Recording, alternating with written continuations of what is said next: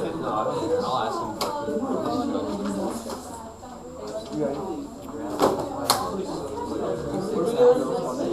Notes? All right. Last week, we spent quite a bit of time talking about transformations, up, down, left, right, flips, stretches, all those fun things. We're going to briefly review those again, but we're going to take a look at how we can transform points today. We briefly discussed it on Friday, but we really didn't actually do anything with it. Okay, so today we're going to take a look at if we don't have a physical graph to work with. Okay, let's say, for instance, we only have a table. How can we still transform or shift the graph or the picture? Okay, we're just going to take a look at numbers, though, not a picture anymore. So last week we talked about 7, I know it seems like a lot, but 7 different transformations that we can do to a graph. We're going to review those and then talk about again how those transformations or changes affect a variable, meaning the x or y coordinate of a graph. So what are some transformations or changes that we've been doing? Yeah. Shift up or down. Shift up or down. All right, so I separate them. So we'll say shift up and then shift down. If we want to shift a graph up, which variable do we affect and how do we affect it? In terms of like the ordered pair x and y.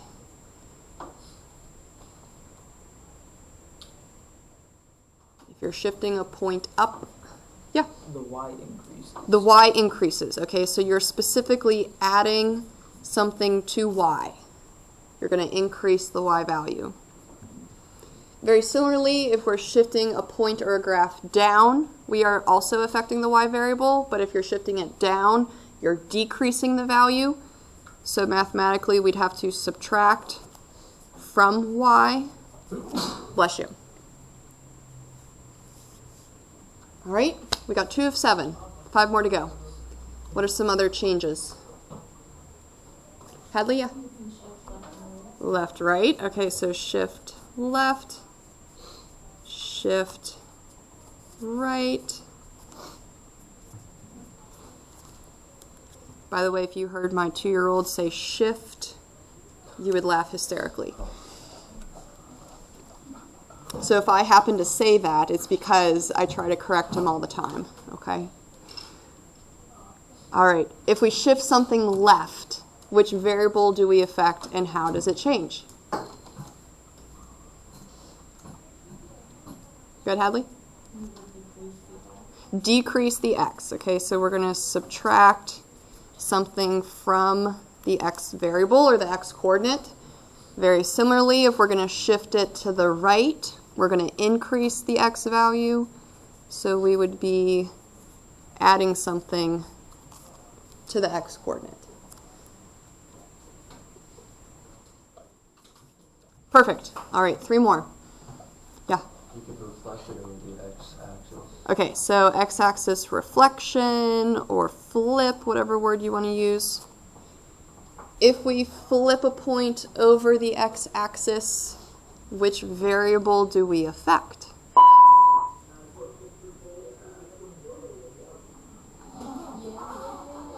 Or not? Yeah. Y. The y. And how do we affect the y? So you're halfway there. We are affecting the y, but the question is, how does it change?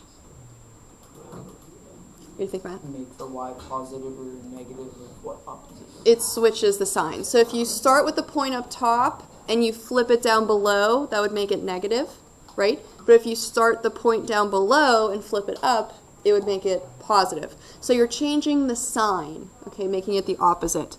So we'll say changes sign of y. Maybe while we're on that train, we'll tackle the y-axis flip. This is where we switch left and right. So we would be changing the sign of the x variable.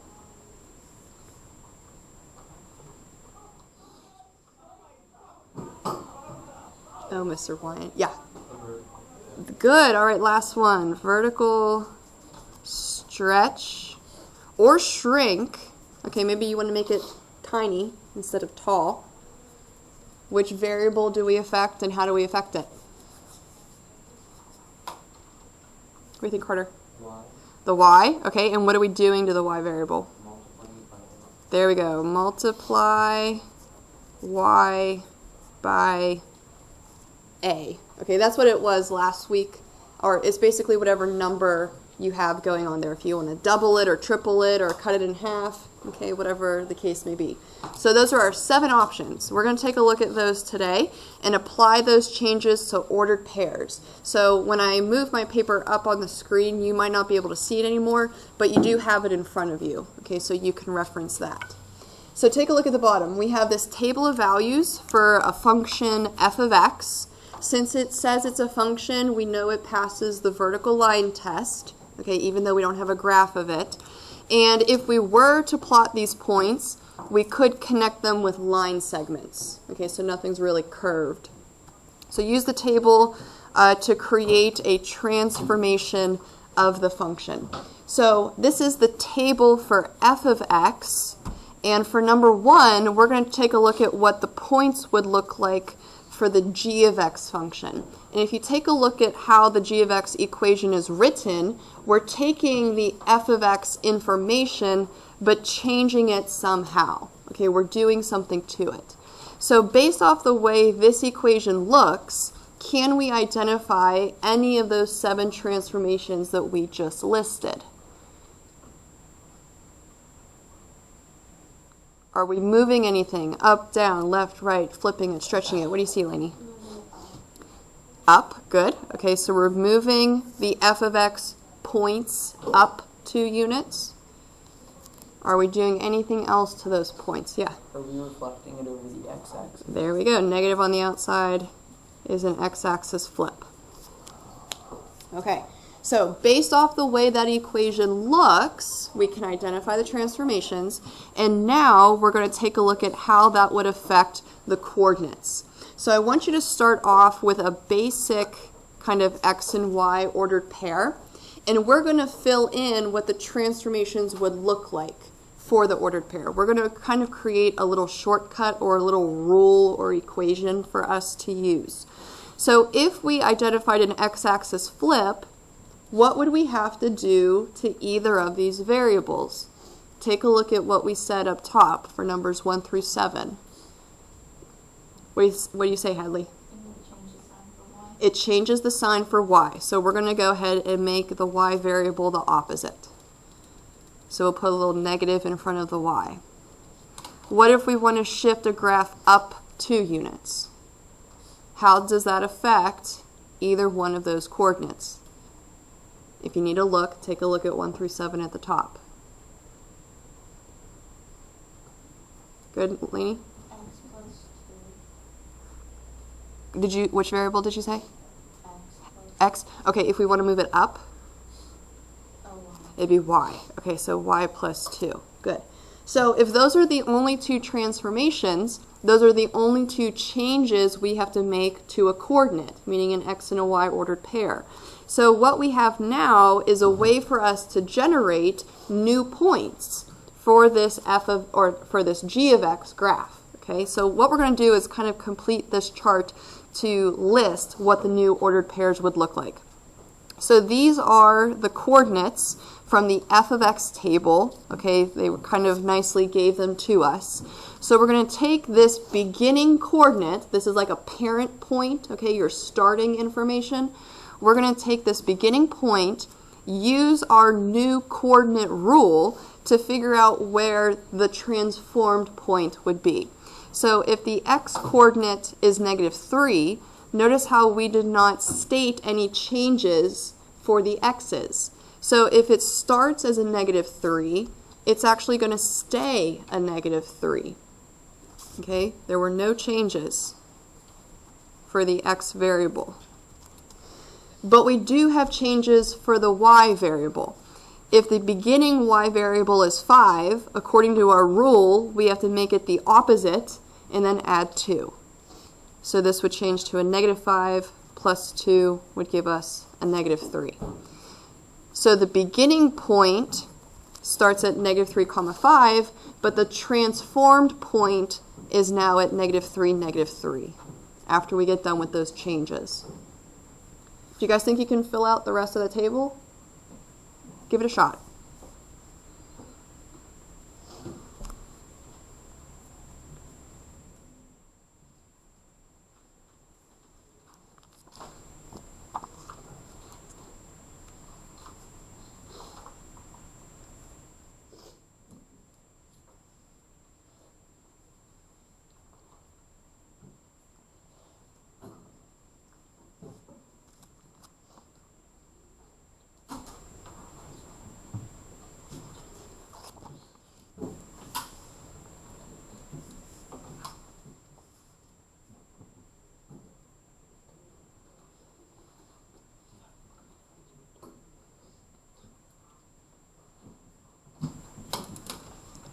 So the x's are pretty simple. Those should stay the same. And then for the y's, how does 1, 6, 1, 0 sound? Pretty good? All right, so we can write those ordered pairs now that we know the x and y. How are we doing so far? Good. We're transforming points. Okay, no longer a picture or a graphing example. All right, let's try another one. So on the back, we still have the same table for f of x. These are the same ordered pairs as before. This time, though, we're going to try to figure out the transformed points, which would create the h of x function. So we're going to take a look at the h of x equation, try to identify any of those changes, and then we'll go through with the points from there. So taking a look, can we identify any of those transformations? Up, down, left, right, flip, stretch, what's going on?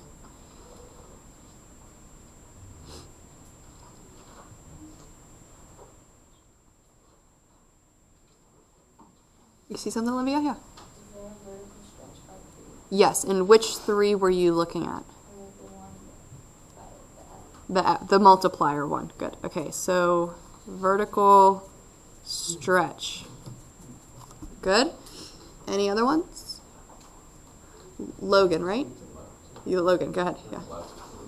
Say it again. Left 2. Good. Inside does the opposite of what you think. Elsie? Down 3. All right. So we're going to start with a basic x and y ordered pair, and then we'll fill in what these transformations actually do to the points. So vertical stretch, which variable do we affect, and how do we change it? If you need to look at 1 through 7 on the previous page, you can.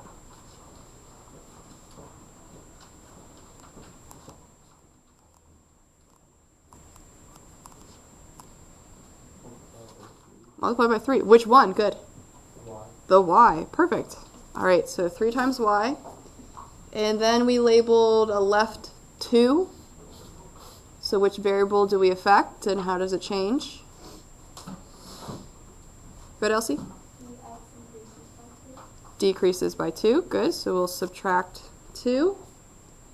And then down 3. Which variable do we affect, and how do we change it? Yeah.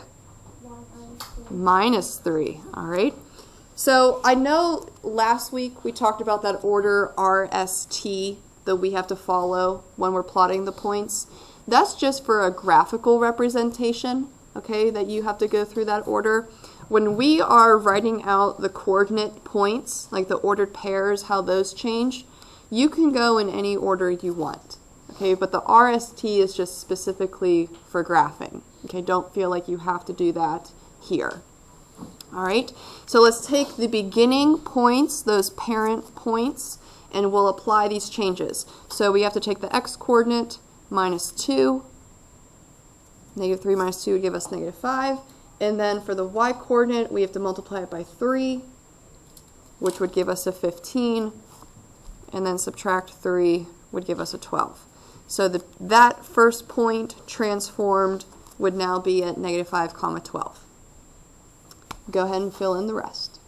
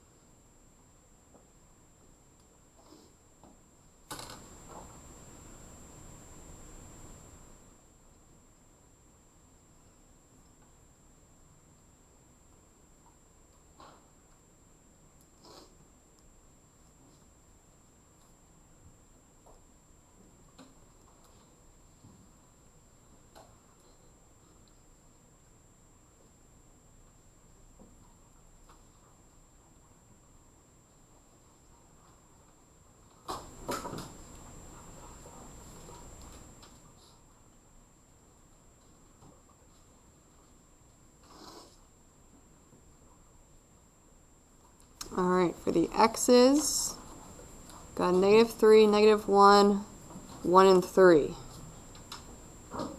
Check out? Yeah? For the y's, 0, negative 15, another 0, and then a 3.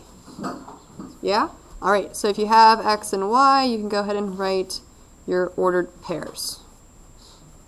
All right, so remember, these are points on the new function. Okay, these are h of x points. So we're taking the f of x points, changing them, and they're becoming these new ones. Do you guys think you can try the next two? Yeah, go ahead and do it. Excuse me.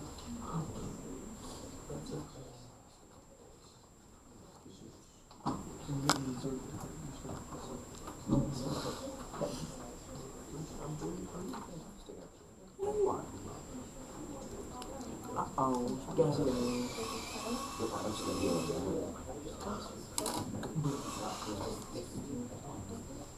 Bro, you start copying down the other equation. Well, that's not.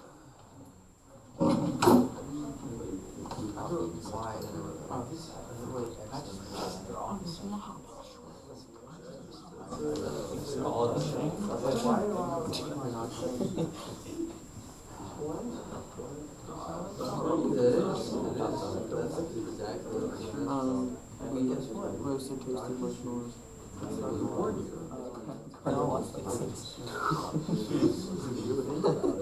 I'll put them on crackers and I'll put them ground.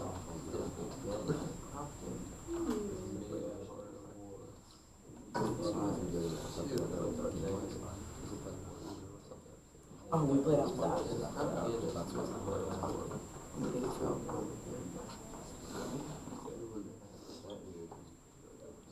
So we're show me the card. Show me the way. I just said that.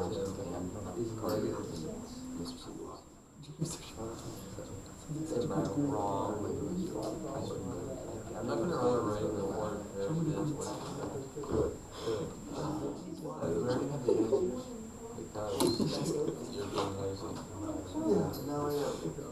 Because it's also kind of to clean the layers through my binder. I'm not gonna be on my binder. I don't want to make. Bless you. I don't want to mess up these things because these things. Listen, buddy. These metal things that clip my binders in. My binder.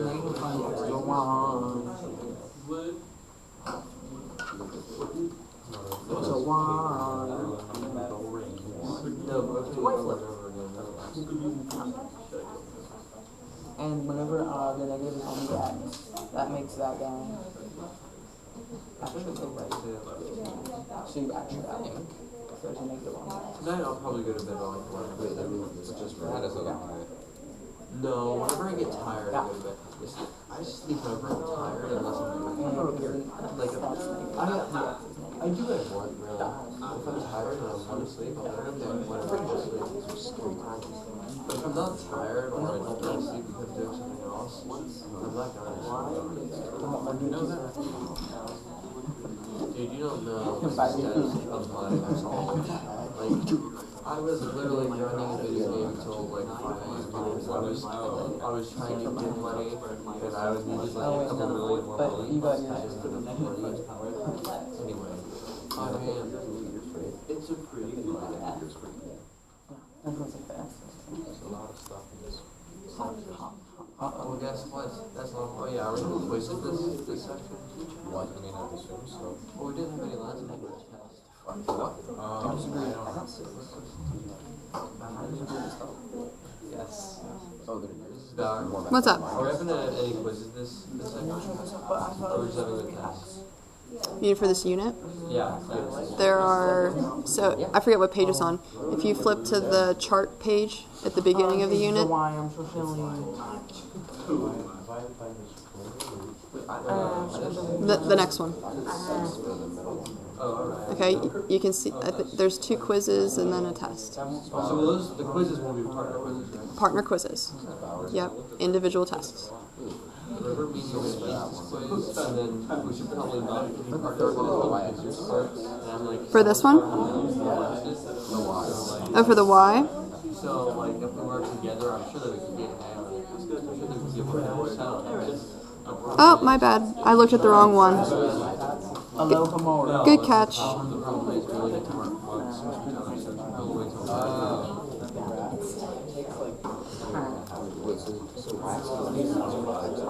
Yes. No way. Like 8. I'm down. I'm moral. I'm more broke. Or here, let's check. We have all these resources at our hands, but we're not using them. Why does it flip there? That's like me. Check out number 3. Alright, we have 9. Oh, because it's a different. Yeah, we have 9 minutes. Right. You know, honestly, I didn't have a calculator for about 2 months. Questions on 3. Oh, that's number 3. I thought this one. Good to go? Yeah, check out number 3. You don't really need a graphic animation. Now I can do easier. Like, I don't have to know. How are we doing on 4? Do we need more time? Yes, okay. A little bit more time. If I had this graphic calculator last year, I would have gotten an A on every single. I had a graphic calculator at my disposal. Well, I did too, but I chose not to use it because I saw that I was cheating. Because here's the thing. With a graphic calculator, you don't have to think. You just have to know the buttons to press. All you gotta do is input equations and then input. You gotta know how to use your calculator. Is that a Y or is that It's a Y? Oh no, I still want to know how to graph stuff that doesn't have to graph. Without a calculator. Like various numbers and small numbers, but big ones. It's the same thing. Like polynomial degrees. I don't know how to graph that. I mean, just big deal. We're going to graph quintic functions this year. Just with calculator or like By hand.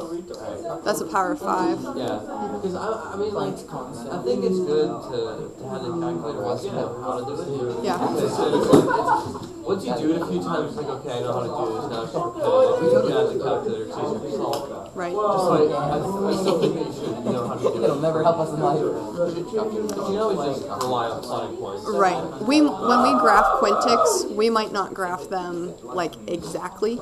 We're just gonna graph kind of the general shape. How about like finding like the specific vertexes for the like For what? I don't remember the function name. It's just like 3, and like finding the Cubic, yeah. yeah, finding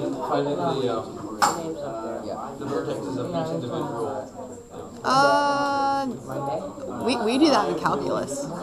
Yeah. We ready to go in 4? All right. What transformations did we identify? Look at the equation. What did you list? Let's start with the negative in front of the x. Good. Caitlin? Y-axis. Y-axis flip. All right, what about the minus 2 on the end?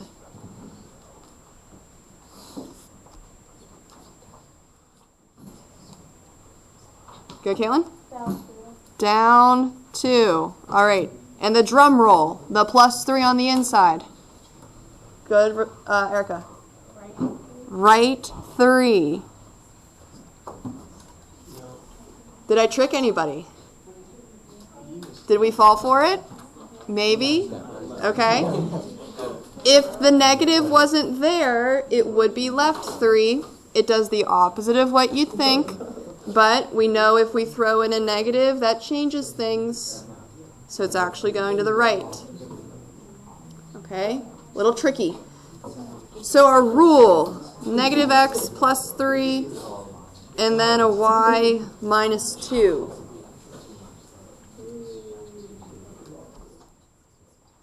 If you did fall for that, go back and fix your rule and change your points.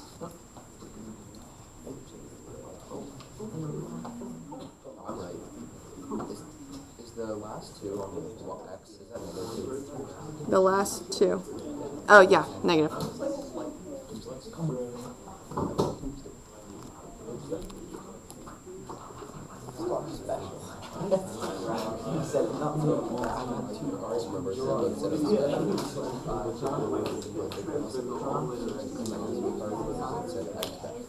How are we doing with transformations of points? Good? Yeah? All right, this train's a-moving. Let's go ahead and take a look at page 35. So, what we're going to do with these transformations is take a look at how they can help us graph piecewise functions a little easier.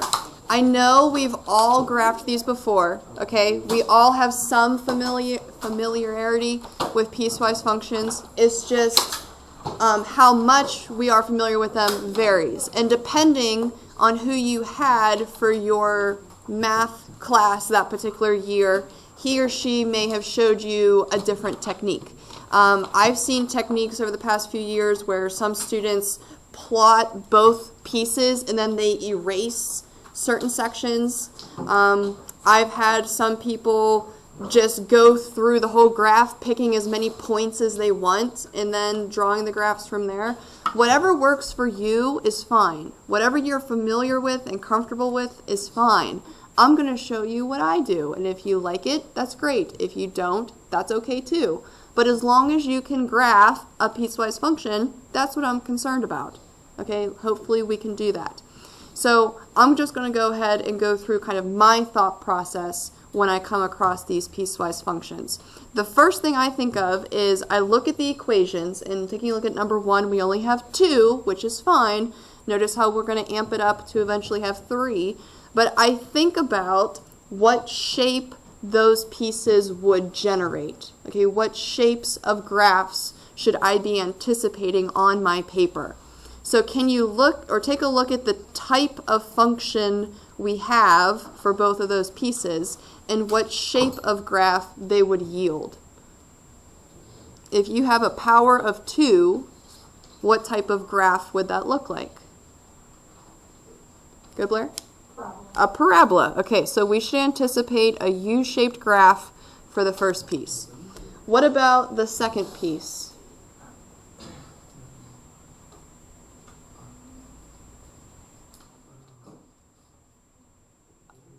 Yeah, it's a line. Yeah, is the line going up or down? Up. Why? Positive slope, 2/3. All right, so we need a line going like that. Okay, that's the first thing I do. I think about what types of graphs I need to have on my paper. The next thing I do is I take a look at this domain section. We used that word last week. Okay, domain means X values. I take a look at this domain section and I literally section off the graph where each piece should show up. So this first domain piece starts at -1 and goes to 4. So at the -1 X value, I'm going to draw in a little dotted barrier. And the same thing for the x value of 4. Now, I do not want you to get these confused with asymptotes. We've heard that word before, right? Okay, these are not asymptotes. These are barriers, like where one function ends and the other one begins. Okay, these are not asymptotes. So now that I labeled or sectioned off -1 to 4, I just write myself a little note above that the first equation should show up in there. Because if I start to plot points in other sections, those are going to be wrong. It only should show up between -1 and 4. According to the next little domain piece, the second function should have x values bigger than 4, so that would be this right-handed side of our grid. So if the first one shows up here and the second one shows up here and we only have 2 pieces to graph, that means we should have absolutely nothing on this left-hand side. So if you want to write none at the top, maybe you want to completely like X off that side. Okay, we're just making some visual note that we should not graph anything there. Notice how I didn't even plot a single point yet. Okay, I'm just setting myself up for success. Okay, I'm getting some little hints to go off of. Okay, so if we continue to take a look at this domain section, I'm going to take this x value of -1 and I'm going to plug it into my equation just to see what I get out. Okay, if I plug in -1, -2 would give me -3, square it, you get +9, -3, you get 6. So on this first barrier of -1 that we drew in, we're going to plot the point -1, 6. But the question is, you got to take a look at what this -1 value is telling you. Do we need an open or a closed circle at that point? Go, Blair. Open. Why? Because it's just like the greater than sign, right? It- Less than. There we go. All right, so Equal. there's no equal bar. Good. Okay, so we literally cannot equal or be that point. We might be really close to that point, but we can't be that point. So we got to have that open circle. Very similarly, we're going to go ahead and plug in 4 into the equation to see what we get out. 4 minus 2 is 2. Square it, we get 4. Minus 3, we get 1. So we'll go ahead and plot that point on the other barrier. And we did have a bar for that value, so that would be a closed circle. So somehow we're going to have to play connect the dots between those 2 points, creating a U-shaped graph. Now the question is, does the U go down very far? Does it go down just a little bit? Is the U upside down? Okay, we have different possibilities, so we need some way to kind of come up with another point to kind of guide us in the right direction. Where do you want to go from there? What do you think, Travis? You could use HK to... Okay. All right, so this is something you guys actually did in Unit 0. We're bringing it back to transformations. Where does the vertex begin on the parent parabola graph? Yeah? 0, 0. Almost every parent graph starts or has a point there, okay? So if the vertex is starting at 0, 0, where is it moving to using that H and K or the transformations that we've been talking about? Can we identify where it is now? Can we label where the vertex is? Look at the transformations. We're moving right 2 and down 3. So if it starts here, we're going to move it right 2, down 3. We're somewhere right there. So the vertex is 2, -3. If that's the vertex, that's the lowest point our parabola should have, so we can easily play connect the dots, creating that U shape. So the transformations come in handy to help you find another guiding point to what your graph should look like. Instead of just randomly choosing another point, you can find a very specific, easily identifiable one. Okay? And notice how that shows up where it should be, between -1 and 4. Let's go ahead and try the next one. So we said it should be a line, and it's only going to show up on this side. So just like the last one, we're going to take that domain value of 4, and we're going to plug it into the function and see what we get out. So if you plug in 4 times 2/3, that would be 8/3 as a decimal 2.66666. And if we add 2 to that, we'll get 4.66666. So let's plot that point. And we should have an open circle because there was not a bar.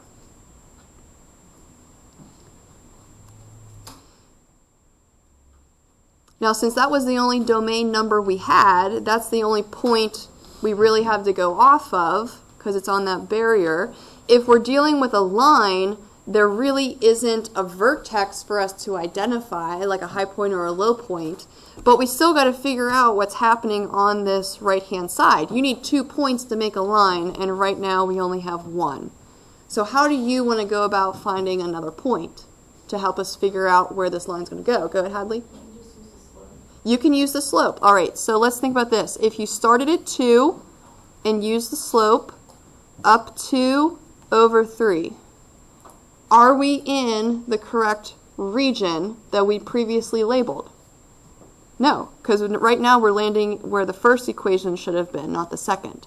So if we use the slope again, up 2 over 3, we land in a good spot. Okay, so you can use that slope to your advantage. If you wanted to pick a random point, like 5, 6, 7, 8, 9, 11, 12, whatever, okay, you could have plugged that in as well. As long as it's on this right-hand side, you can choose that value.